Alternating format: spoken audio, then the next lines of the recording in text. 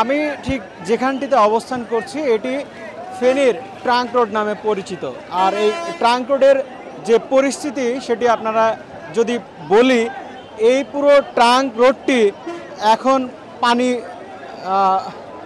পানিবদ্ধ এবং এই পুরো সড়কটিতে আসলে পানির স্রোত বয়ে যাচ্ছে।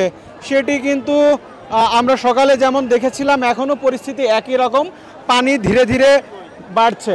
এবং এই এলাকার যে মানুষের বসবাস, তারা কিন্তু বিশুদ্ধ পানিসহ নানা সমস্যায় ভুগছেন। বিশেষ করে তারা অভিযোগ করছেন তাদের বাসা বাড়িতে বিদ্যুৎ, গ্যাস, ইলেকট্রিক কিছুই না থাকার কারণে তারা কিন্তু তাদের যে খাবার সরবরাহ সেটি করতে পারছেন না। এই রাস্তায় যারা চলাচল করছেন তাদের একমাত্র মাধ্যম এখন হয়ে গেছে নৌকা, স্পিডবোট। আমরা এলাকাবাসীর সাথে একটু কথা বলতে চাই, তারা কোথা থেকে এসেছেন এবং কি পরিস্থিতি আসলে। আসসালামু আলাইকুম, আমি সতপুর থাকি।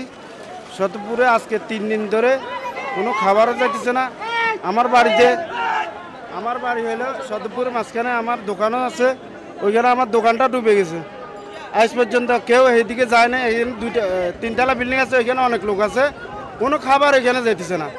আমরা যে কত কষ্ট আছি, মানে যে দেখে সে বলতে পারবো, বুঝছেন। আমরা অনেক কষ্টে আছি, আমাদের এদিকে কোনো খাবার যায় না, আমরা কিছু মানে খাওয়াইতে পারছি না, বুঝছেন।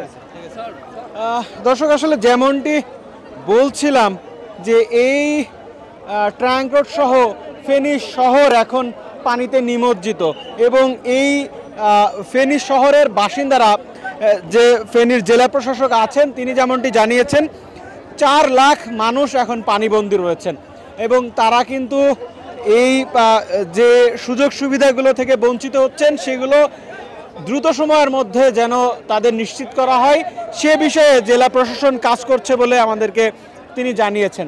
তবে এই যে ফেনীর বন্যা পরিস্থিতি, সেটি আসলে কেন এই ফেনীর বন্যা পরিস্থিতি তৈরি হলো সেটি এখনো পর্যন্ত কিন্তু ভিন্ন মিশ্র মতামত রয়েছে। এখানে যারা আছেন, আপনাদের এই ট্রাঙ্ক রোড বা ফেনী শহরে এর আগে বন্যা দেখেছেন? না, আমাদের বড় যারা আছে তারাও কখনো এই ট্রাঙ্ক রোডে কখনো বন্যা দেখে নাই।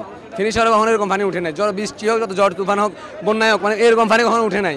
এই প্রথম আমাদের যারা বড় আছে তারা বলতেছে যে এই প্রথম ফেনীতে এই বন্যা, মানে এরকম পানি তুরুপ পানি। এটা তো একজনে এক কথা বলে।